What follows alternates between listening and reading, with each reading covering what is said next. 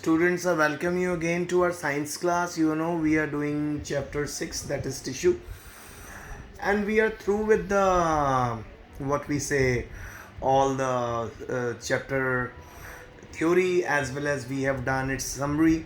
And now, what we are doing question answers not only of the back exercises but also question answers which are additional to the chapter. So we are doing additional question answers as well as back exercise. So you have been noticing that I have done 9 questions with you.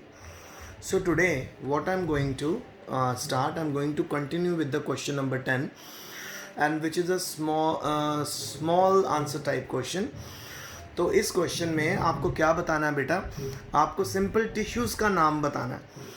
तो सबसे पहले tissue that forms the inner lining of our mouth, हमारे मुंह के अंदर की जो layer है उसका टिश्यू किस चीज़ का बना होता है? एपिथेलियल टिश्यू होता है. ठीक है बेटा. वो फिर उसके बाद अगला क्वेश्चन है tissue that connects muscle to bone, वो कौन सा टिश्यू है जो बोन्स और मसल्स को जोड़ता है?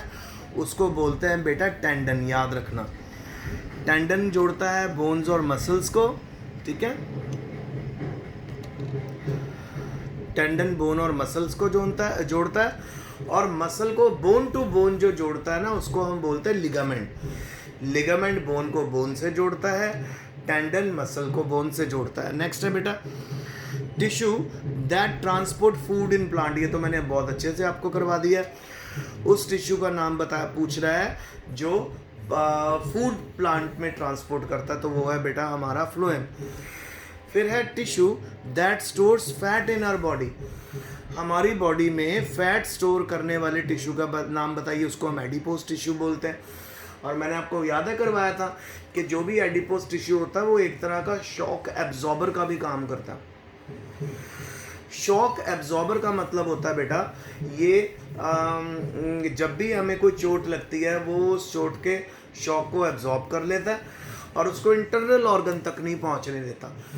क्योंकि अगर कोई चोट इंटरनल ऑर्गन तक, कोई शॉक इंटरनल ऑर्गन तक पहुंच गया तो वहाँ पे इंटरनल ब्लीडिंग स्टार्ट होने के चांसेस होते हैं. तो कभी भी आपके चोट लगे और थोड़ी डीप कट लगे, आप नोटिस करना आपको अंदर एक वाइट लेयर नज़र आती है. सो बच्चे जो वो वाइट लेयर होती है ना, वो एडिपोज टिश्यू की होती है. आगे connective tissue with the fluid matrix.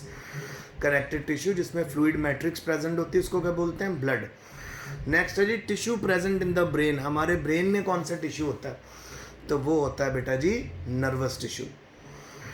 फिर अगला आ गया जी identify the type of tissue in the following. इनमें आपको टिश्यू बताने कौन कौन से टिश्यू हैं. तो शुरू करें.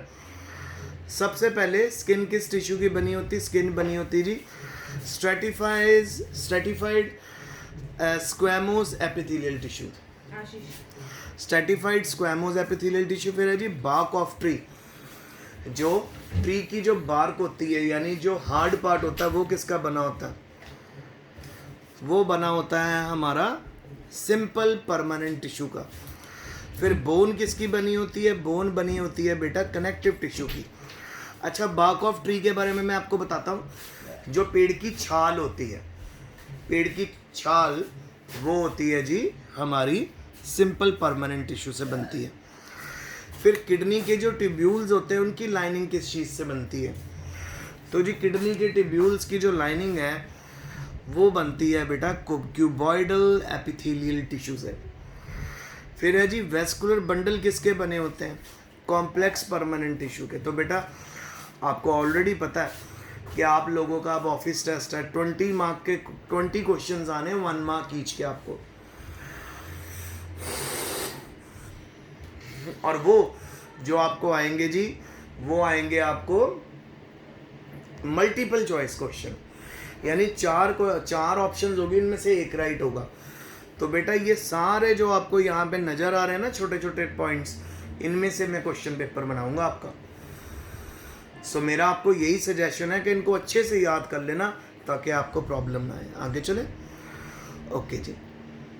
तो फिर उसके बाद नेक्स्ट क्वेश्चन है name the region in which parenchyma tissue is present. उस रीजन का नाम बताओ जहाँ पे पेरेन्काइमा टिश्यू होता है। तो पेरेन्काइमा टिश्यू आपको कहाँ कहाँ पे मिलेगा? लीव्स में मिलेगा, फ्रूट्स में मिलेगा, फ्लावर्स में मिलेगा। ये सारे रीजन है जहाँ पे आपको पेरेन्काइमा टिश्यू मिलता है। फिर उसके बाद what is the role of epidermis in plants. Plant में एपिडर्मिस का रोल क्या है? तो सबसे पहला रोल बेटा एपिडर्मिस का है प्रोटेक्शन। प्लांट्स में क्या, ह्यूमन बींग्स में भी, एनिमल्स में भी, जो बाहर की हमारी स्किन है वो हमारी बॉडी को प्रोटेक्ट करती है। आपको पता ना वाटर प्रूफ होती है हमारी स्किन, ठीक है। तो कोई भी चीज़ हमारी बॉडी के अंदर एंटर नहीं कर पाती क्योंकि हमारी बॉडी के चारों तरफ क्या प्रेजेंट है? स्किन प्रेजेंट है। तो इसी तरह प्लांट में एपिडर्मिस क्या करती है? तो पहले पढ़ेंगे कि एपिडर्मिस जो होती है प्लांट में, ये प्लांट के बाहर के सरफेस के ऊपर होती है और पूरे प्लांट की बॉडी को कवर करती है। ठीक है बेटा, प्लांट की पूरी बॉडी को कवर करती है। The cells of the epidermal tissue forms the continuous layer. तो एपिडर्मल टिश्यूज जो होते हैं वो एक कंटिन्यूअस लेयर बनाते हैं और उनके बीच में कोई खाली जगह नहीं होती। It performs the following important functions. कौन कौन से फंक्शन है जी? देखिए, पहला, it is protective tissue of the plant body. Plant body का प्रोटेक्टिव टिश्यू है, प्लांट बॉडी को प्रोटेक्ट करता है। Number 2, it protects the plant against mechanical injury. Plant को मैकेनिकल इंजरी से भी बचाता है। Number 3, it allows exchange of gases through the stomata. तो आपको पता है कि जितने भी लीव्स होते हैं उनके लोअर पार्ट में आपको पता है छोटे छोटे खाली होल्स होते हैं, पोर्स होते हैं, जिनके through exchange of gases, exchange of water होता है। इनको स्टोमेटा बोलते हैं, ठीक है। तो गैसेस का एक्सचेंज भी इसके थ्रू आता है। Next question, how does the cork act as a protective tissue. Cork protective tissue की तरह काम कैसे करता है? देखिए जी, और ये कॉर्क पता क्या है बेटा? कॉर्क है जी, जो बड़ी बड़ी ट्रीज होती हैं उनके बाहर जो बिल्कुल हार्ड लेयर होती है, जो बिल्कुल सख्त लेयर होती है, और उसको हम छाल भी बोलते हैं। पेड़ की जो छाल होती है उसके, वो एक प्रोटेक्टिव टिश्यू की तरह कैसे काम करती है। देखो जी, अगर कोई भी एनिमल उसको बाइट करेगा तो वो उसके, आप कह सकते हो कि ट्री के जो डेलिकेट पार्ट है या जो सॉफ्ट पार्ट है उनको हर्ट नहीं कर पाएगा, ठीक है ना। तो देखिए, द आउटर प्रोटेक्टिव लेयर और बार्क ऑफ ट्री, इसको कॉर्क कहते हैं। ये किसकी बनी होती है? डेड सेल्स की बनी होती है। डेड सेल्स की बनी होती है बेटा, तभी तो इतनी हार्ड होती है। और क्या करती है? ये प्रोटेक्ट करती है प्लांट को मैकेनिकल इंजरी से। किसी भी तरह की मैकेनिकल इंजरी नहीं होने देती, और हाई टेम्परेचर में भी सर्वाइव करने की मदद करती है, और पानी का लॉस भी प्रिवेंट करती है इवेपोरेशन से। इवेपोरेशन यानी मैंने आपको बताया था ना ट्रांसपिरेशन। ट्रांसपिरेशन होता है loss of water from aerial part of the leaf, तो उससे भी बचाती है। ओके जी, फिर हमारे पास एक बेटा टेबल आया हुआ था, उसको कंप्लीट करना था। तो ऑलरेडी सॉल्व टेबल है, तो जो जो खाली जगह उनको उन्होंने कवर कर दिया।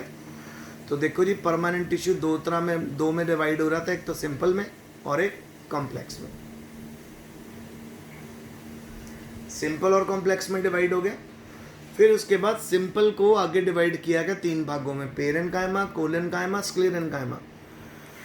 पेरेन्काइमा आउटर कवरिंग होती है, कोलेन्काइमा होती है बेटा फोटोसिंथेसिस में जो मदद करे, और स्क्लेरेन्काइमा होता है जो स्ट्रेंथ प्रोवाइड करता है प्लांट को, टिश्यू को। क्योंकि इस स्क्लेरेन्काइमा के जो सेल्स होते हैं उनके कॉर्नर्स में लिग्निन प्रेजेंट होती है, थिक लिग्निन होने के कारण वो स्ट्रेंथ प्रोवाइड करते हैं। फिर आ गया जी परमानेंट टिश्यू, कॉम्प्लेक्स टिश्यू भी बनाता है, और जो कॉम्प्लेक्स टिश्यू है वो 2 भागों में बढ़ जाता है, जाइलम और फ्लोएम। जो जाइलम होता है बेटा वो तो मदद करता है ट्रांसपोर्टेशन ऑफ वाटर, और ये बड़ी बड़ी वेसल्स की फॉर्म में होता है। और इसी तरह जो फ्लोएम होता है, फ्लोएम मदद करता है ट्रांसपोर्टेशन इन फूड की ट्रांसपोर्टेशन में मदद करता है। फूड कैसे? जैसे जो लीव्स है, लीव्स में मैंने आपको बताया था फोटोसिंथेसिस होगा। छोटी क्लासेस में आपने सीखा था कि स्टार्च टेस्ट किया था ना, याद है आपको?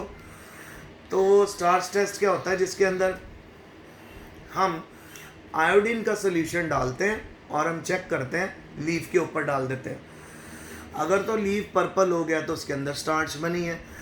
तो स्टार्च जब बनती है, या that is the food of plant, वो स्टार्च पूरे प्लांट में कैसे फैलती है?